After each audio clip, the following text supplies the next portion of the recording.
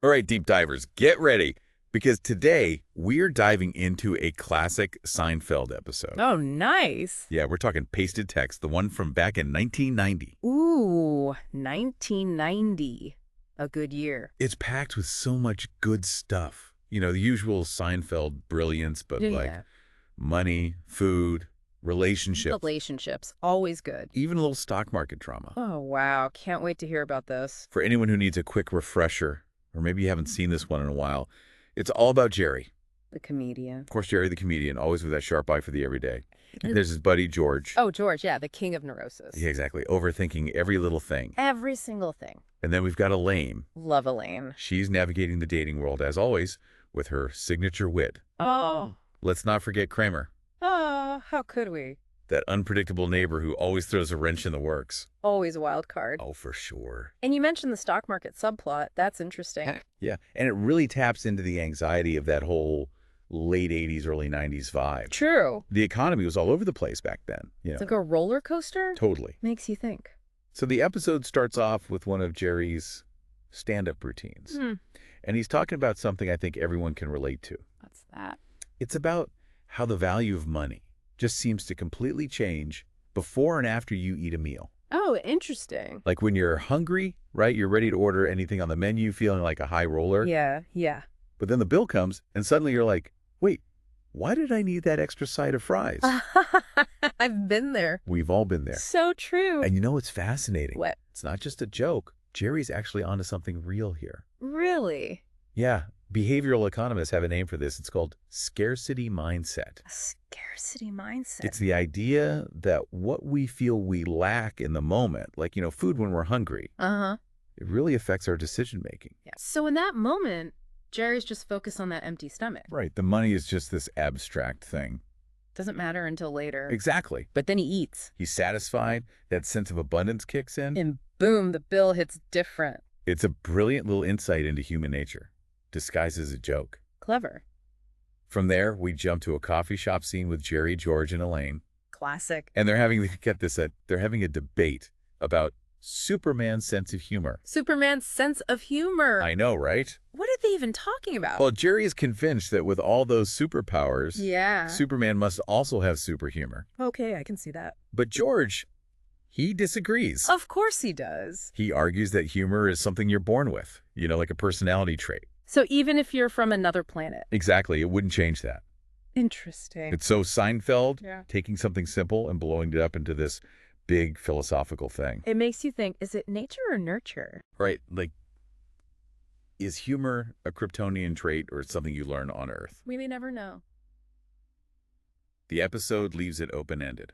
I like that. And then we get into Elaine's allergy problems. Oh no, allergy. Yeah, she's dating this guy, Robert. Robert. And he has, get this, 2 cats. Oh no, 2 cats. I know, and Elaine is incredibly allergic. Not a good combination. To make matters worse, she drops a grape in his apartment. And, of course... You can't find it. Exactly. And she's terrified of having an allergic reaction. Understandably so. It's brilliant how they turn this tiny problem, a lost grape, into this whole epic quest. It's like that lost sock in the laundry. Suddenly it's the biggest mystery of your life. It is. And you know what I think? What? I think it reflects how our minds work sometimes. How so? We fixate on these small annoyances, maybe because it's easier than dealing with the bigger issues. Interesting. Like in Elaine's case, maybe the grape is really a stand-in for her anxieties about the whole relationship. Maybe. While Elaine is on her grape hunt, Jerry announces he's planning a weekend trip to Vermont with his girlfriend, Vanessa. Romantic getaway. You'd think so, but of course... George has something to say about it. He does. He immediately jumps in, warning Jerry about the dangers of weekend trips. What does he call it? He calls it the dating decathlon. Dating decathlon? That's a new one. Right, like it's putting way too much pressure on a new relationship. Too much, too soon. Classic George, always trying to avoid commitment. True. True. But Jerry, he's determined. Determined to do what? To fast forward the relationship to what he calls phase 2. Phase 2. You know, extra toothbrushes, increased call frequency, the whole 9 yards. Oh boy. It's this clash of dating styles, you know? Playing on those anxieties we all have about new relationships. Exactly. How much is too much? How fast is too fast? Seinfeld captures it perfectly. And just when you think things couldn't get any more complicated, George drops a bombshell. Oh no, what is it? He got a hot stock tip from a friend of a friend about a company called Sendrax. Sendrax, never heard of it. Of course not. It's a Seinfeld creation. Uh, But George, he's convinced this is their ticket to Easy Street. this is going to make them rich. Exactly. And what does Jerry think about all this? Jerry, ever the skeptic, Of course. decides to invest a small amount just to see what happens. How much is a small amount for Jerry? $2,500. Not exactly chump change. Not back then, no, but he's cautious, intrigued, but not going all in. So what happens next? Well, as soon as they invest, Uh-oh. Sendrax starts to tank. Figures. Classic Seinfeld irony. Gotta love it. It wouldn't be the same without it. So what do? They try to reach their mysterious stock guru, the guy who gave them the tip, What's his name again?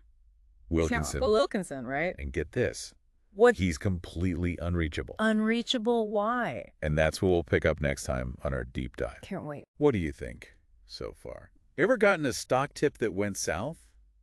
Or maybe had your own dating decathlon experience? Oh, I'm sure we've all got some stories to tell. So, last time we left Jerry and George sweating bullets over their plummeting Sendrax stock. And they're trying desperately to reach Wilkinson, that stock market whiz. The guy who gave them the tip. Yeah, but he's gone AWOL. It's that silence that really gets you, you know. Total radio silence. It's like when you don't know what's going on, It's the worst. your mind starts racing, Filling in the blanks.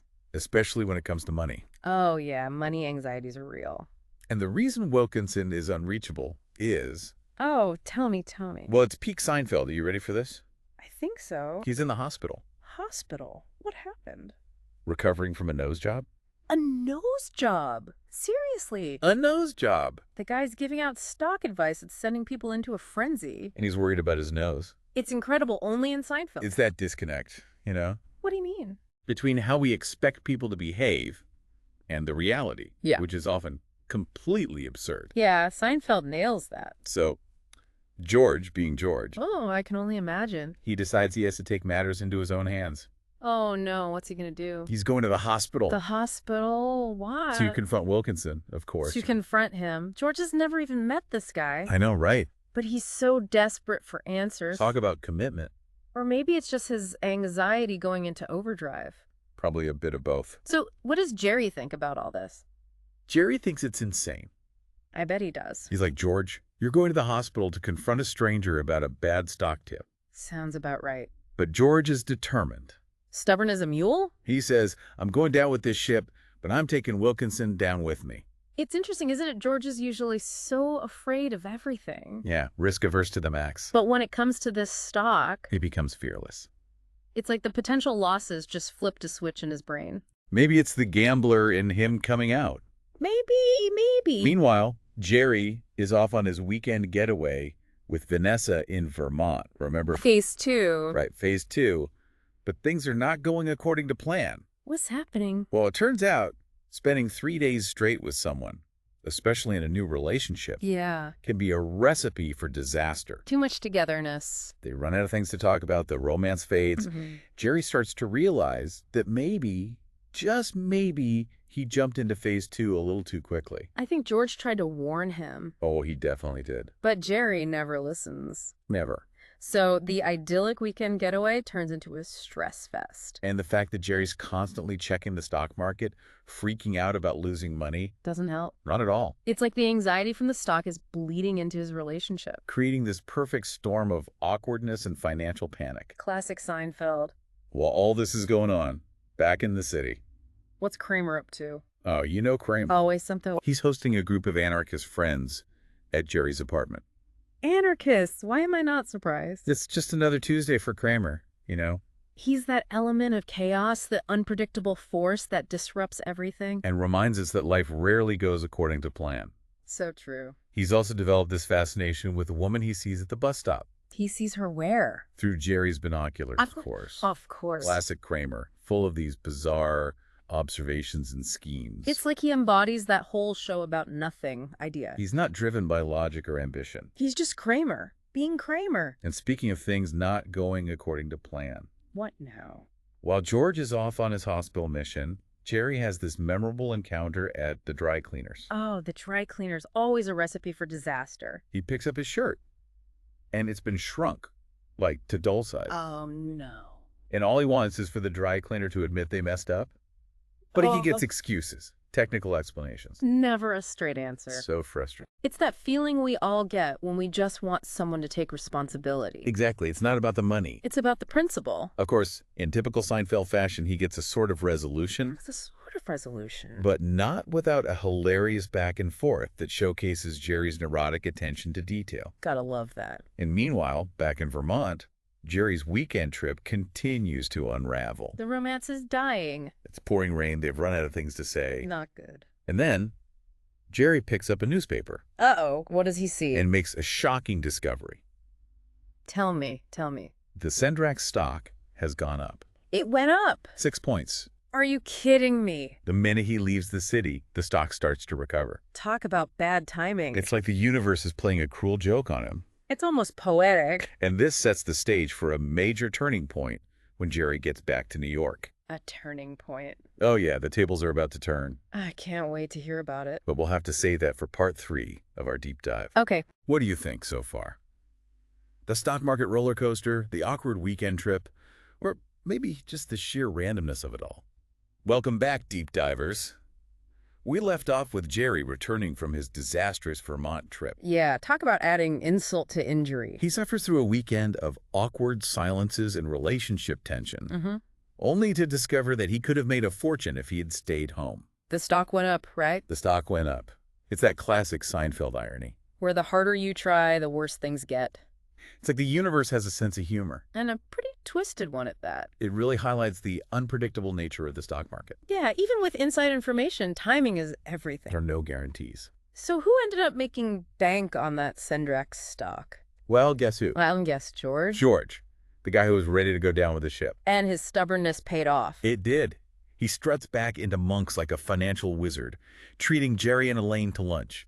A total reversal of fortune. It makes you wonder, is George secretly a stock market genius? Maybe there's a method to his madness.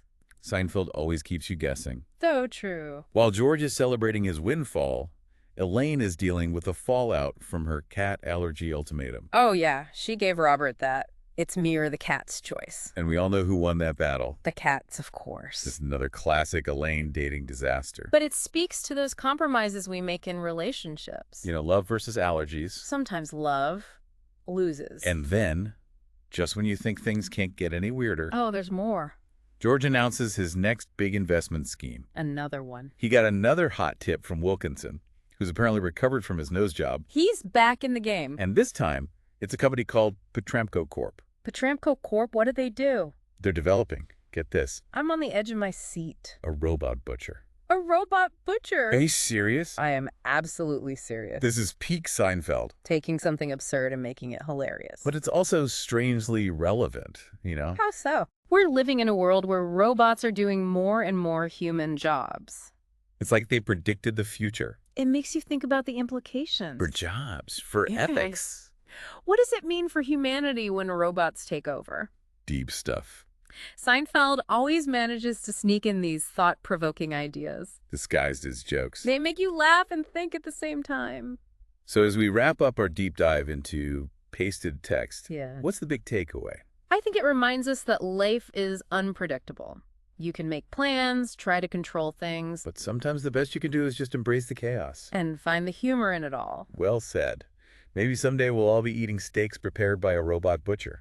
Thanks to George Costanza's stock tips. Thanks for joining us on this hilarious and thought-provoking deep dive. It's been a pleasure. We'll see you next time for another plunge into the depths of pop culture.